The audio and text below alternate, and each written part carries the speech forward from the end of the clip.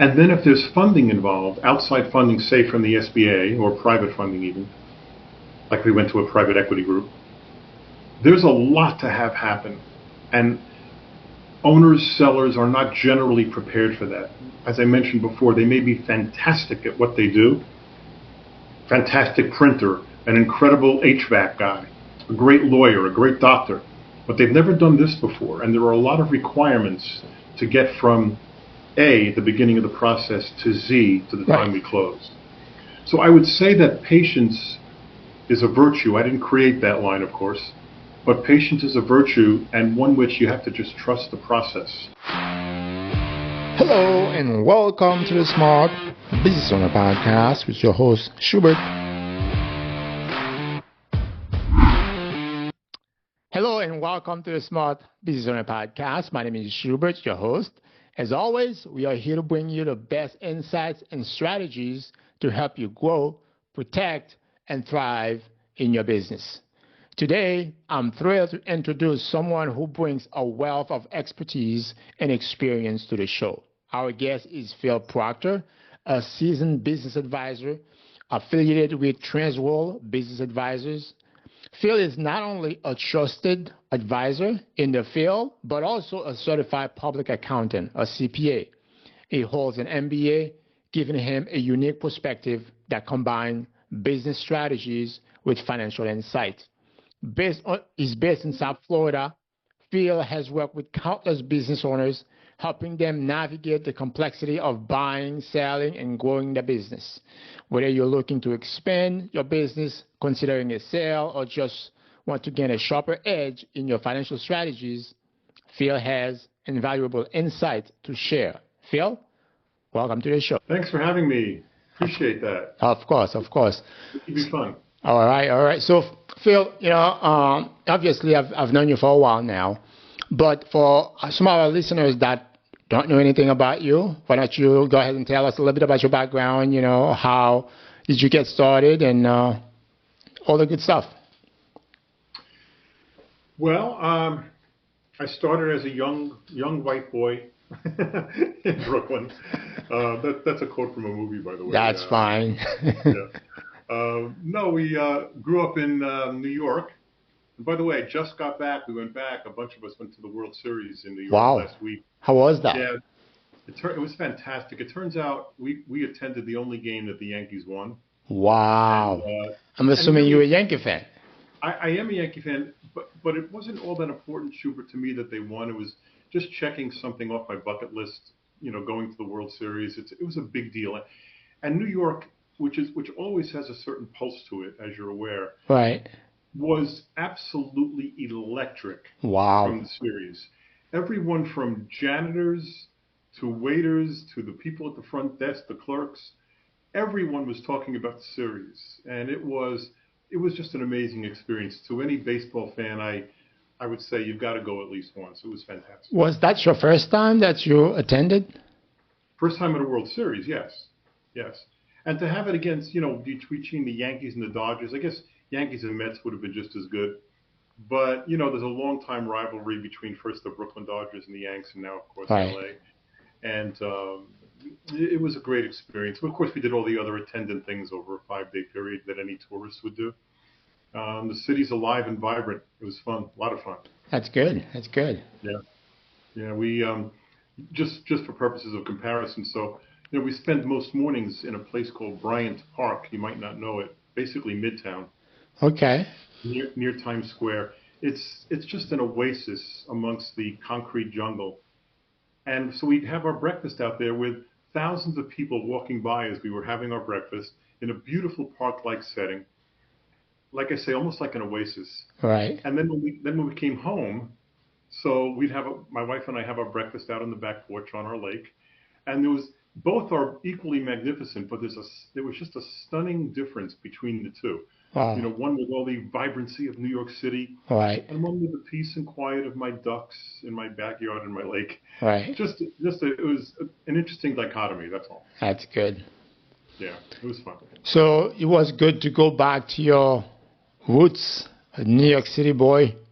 Yeah, we go back from time to time. It's every couple of years we go back, and This was just special because of the series. And, background-wise, I went to college on Long Island, CW Post alumnus, and degree in accounting, got my CPA in New York and then in Florida.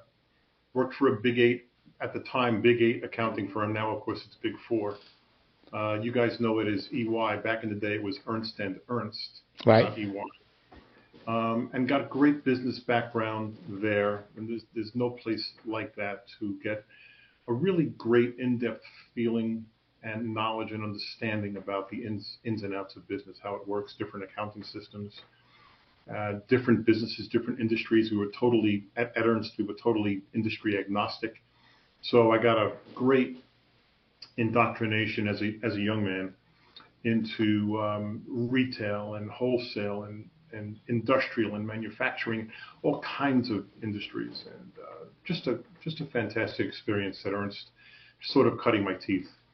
And from there, I've bought and sold 5 of my own businesses over time. Wow. I've worked for a couple of Fortune 100 companies. The one that's most memorable is GlaxoSmithKline out of the UK, but with a very strong presence in the United States, of course. You might know it as GSK. Yeah. So Yeah. great experience there, too. I would say everything I've done basically has kind of led me up to this point in a very positive way. There's a path that you don't necessarily carve out for yourself, or you think you're going in one direction, Right. and then the forces that be sort of set you back on, I guess, maybe where you're supposed to be, I Right. guess. But so it's been a great path leading me to here. So you hear that quite often. A lot of time entrepreneur would tell you that when you have a calling, your profession chooses you as opposed to you choosing it. Right. So it sounds Exactly. like that was the case for you. Shaping your trajectory. Now, did you always knew that you wanted to end up becoming an entrepreneur? Was that always in the back of your mind when you were working with all these different companies? No, no, not really. I mean, I grew up in an entrepreneurial family. My father was an entrepreneur. My uncles, my grandfather and great grandfather. So it was in my blood to do that. I would have gone into business with my dad. It was the printing business. He had his own printing business. In New York? I worked with him through junior high school and high school. Learning the basics of the business, just doing odd stuff. Right. Collating, sweeping the floor, whatever it was that I had to do as a young man, and eventually learned the idiosyncrasies about the presses, how to run presses, use the cutters, use the folders, every part of the manufacturing process and printing. And every bit of it was wonderful. In the end, we had a bit of a falling out. Between you and He Dad? wanted me, yeah, he wanted to make, and it's very common amongst children of entrepreneurial parents. We got along great. I loved my dad, and this was all on me, by the way. This is an interesting story. One day I said to him, "Hey, Dad," I think I was like 18. I wasn't planning to go to college, and maybe 17. And he said, I said, "When am I going to be a partner? In the printing company?" Right. And he thought he was being magnanimous, and in hindsight, of course, he was. He said, "I'll tell you what, son, for your 20th birthday, you'll be a full partner." Now, from his perspective, he was being very kind, but for a 17-year-old, 3 more years sounded like an eternity. Wow. So I basically said, "To hell with this." I was offended, actually. Shows you what immaturity can do to you. Right. I was offended and said, "Well, to heck with this. I'm going to go to college." So I was always good at numbers. They came easy to me. Thus the accounting background, the accounting degree. And so, those are the kinds of little, disruptions in the force that you get along your path in life that Right. cause you to do different things that may or may not work out. In my case, every part of it was strong. Now, was business advising always on your radar, or in the back of your mind, you knew that you were going to end up, having a business advising business? That was very fortuitous as well. Essentially, a few years ago, I'd had a health event, and I wasn't able to do a lot of the things that were keeping me busy in my spare time, which I thought perhaps once I retired in a few years, I'd be able to do these things at a very high level. So it was tennis, it was swimming, it was cycling, it was a bunch of things that I like to do at a high level, like in clubs.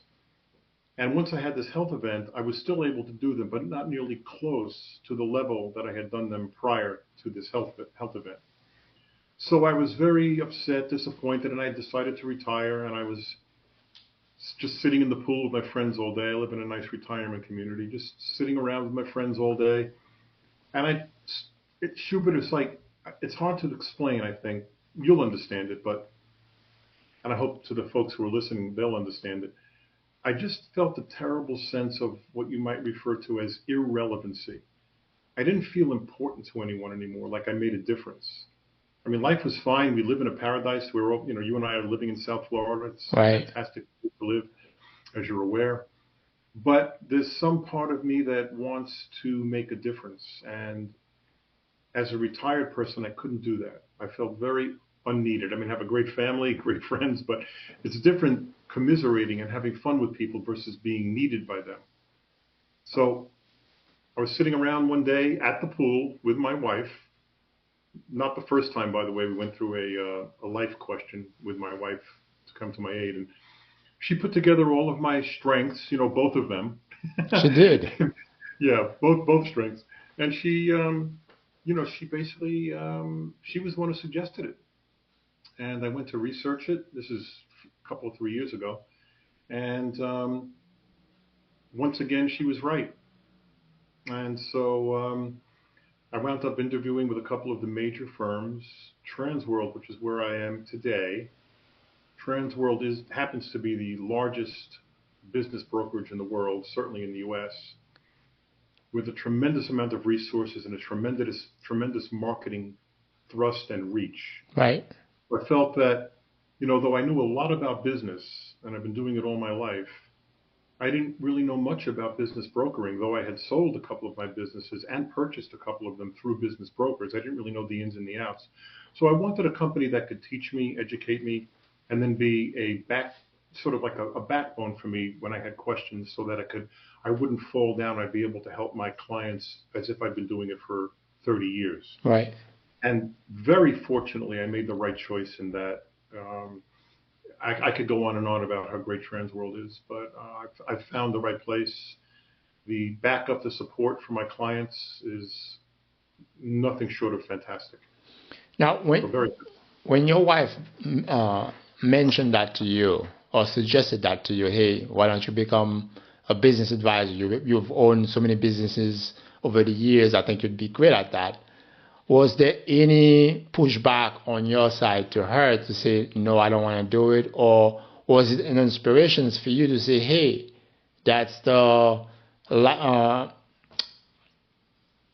red ball went off, and you'd be like, hey, that's exactly what I need to do? What was the process like? Yeah, more the latter. She, and I've learned, by the way, I've been married for almost 50 years. It'll be 50 years next year. I've learned over the time that, E.F. Hutton, you'll remember them, they've been merged many times. There used to be a large financial company called E.F. Hutton. Right. And their marketing line was, when E.F. Hutton talks, people listen. Mm. Well, when your wife talks, it's important that you listen. Somehow they've got insight.